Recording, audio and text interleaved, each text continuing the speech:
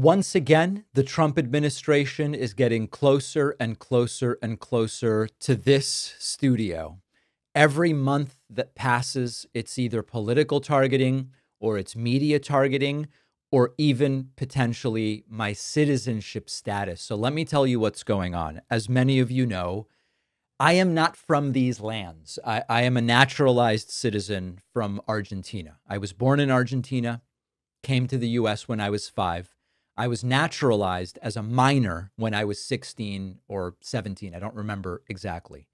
There is a new Trump DOJ memo from this month, which is telling attorneys to aggressively prioritize denaturalization. I was naturalized. Denaturalization means find naturalized citizens, find a reason to take away their citizenship, and deport them from back to wherever they are, presumably. Now, at least for now, they're not coming for every naturalized citizen. Initially, the idea is let's find naturalized citizens who have committed certain crimes and look at taking their citizenship from them. Now, the Department of Justice memo leaves the criteria pretty broad. It includes national security crimes, it includes government fraud, but it also includes any other case deemed important enough to justify denaturalization. That's very vague language and it's concerning. Now, denaturalization has a very, very ugly history. If you go back to the McCarthy era, you quickly learn that denaturalization was a tool used to purge so-called undesirable citizens. And this practice was really reined in after a 1967 Supreme Court ruling, which said, you're going to create two classes of citizens. In theory, at least, once you become a citizen, once you are naturalized as a citizen, you are the same as any natural-born citizen. If you do a practice of targeting and denaturalizing those who were naturalized, you are creating two tiers of citizenship: natural-born citizens who cannot be denaturalized and naturalized citizens who are subject to losing their citizenship. But it goes even further than this because they're doing something really devious. They are approaching this, the Trump DOJ is approaching this as a civil matter. If these were criminal proceedings for denaturalization, everyone would have the right to a lawyer even if they couldn't afford one, and the burden of proof is higher. As civil proceedings, the defendants do not have a right to a lawyer, and the burden of proof is far lower. Law professors have weighed in if they said, you've got vague standards, meaning they can include any crime deemed important, and you've also got this civil infrastructure, no right to a lawyer, lower burden of proof. This means that the DOJ could go after naturalized citizens with no serious infractions if they are politically useful scapegoats. So this is not law and order. This is let's redefine who gets to really be a citizen. And if you're naturalized, you're in a different category where you are subject to our review.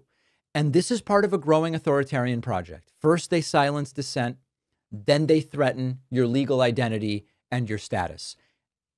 Me, David, personally, I'm watching this unfold, not as an abstract policy debate somewhere out there.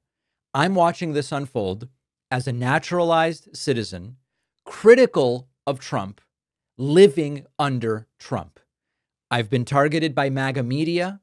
I faced harassment online. I remember when Don Jr. tweeted about me and it became complete insanity.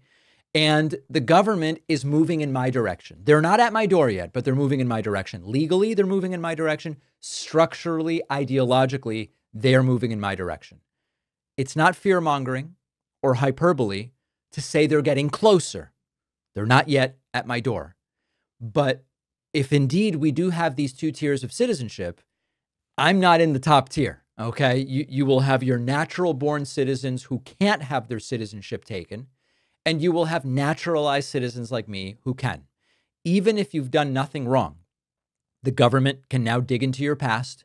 They can look for reasons to kick you out. And of course, in addition to all of the other issues, this raises due process concerns. It threatens families, especially whose kids' citizenship came through naturalized parents like my own. I used to think citizen means I'm safe. I don't believe that anymore. I'm not saying they will come after me, but what I am saying is they can come after me, and they can really go after anybody. I mean, listen, Trump's now looking at deporting Elon Musk. Of course they can come after me if they can go after someone like Elon Musk. So here's what I can tell you. I can't predict where this is going to go. I can't predict what the outcome would be. What I can tell you is that even if Trump takes my citizenship and I have to go back to Argentina, I don't know, wherever, the show can and it will continue as long as they don't take my camera and my beautiful microphone. Even without my lights, I could do it as long as I had the microphone and the camera. So it's getting very dark. It's getting very scary. But we're going to keep on it. And even if that happens, even if they do show up at my door, I believe that the show is going to be able to continue. Maybe from some far off place, but it will be able to continue. You know, for weeks now, discussions have focused on Trump's big, beautiful bill and its potential Medicaid cuts. However, a far more dangerous, overlooked provision in the bill exists. At ground.news/Pacman, you'll discover what MAGA lawmakers quietly included, a provision that could block federal judges from enforcing court orders unless a bond is posted.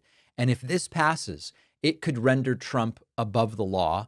This is a critical detail. It's largely unknown, and it really exemplifies this flood the zone strategy of the Trump administration. Now, this is why ground news is essential.